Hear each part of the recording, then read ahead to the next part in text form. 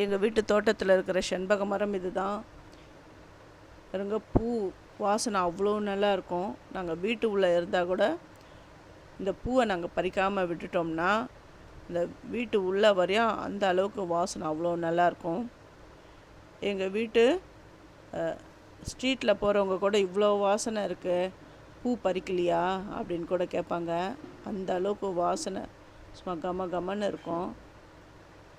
எங்கள் அப்பா இந்த பூவெல்லாம் பறிச்சிட்ருக்காரு பாருங்க.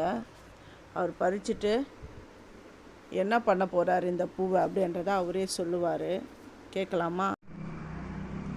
அப்பா, இந்த பூவெல்லாம் பறிக்கிற என்னப்பா பண்ணுவ? பெருமாள் கோயிலில் கொடுத்துருவோம்பா. அதுக்கு தான் இவ்வளோ பூ பறிச்சியா? ஆமாம்பா. ஒரு நாளைக்கு எவ்வளோப்பா பூ பூக்கும்? 80 பூ பூக்கும். 90 பூக்கும். எல்லாம் பெருமாள் கோயிலுக்கு எடுத்து போய் கொடுத்துருவேன். ஆமாம் ஆமாம். சரிப்பா. எல்லாருக்கும் வணக்கம் சொல்லவே மாட்டியா? வணக்கம்.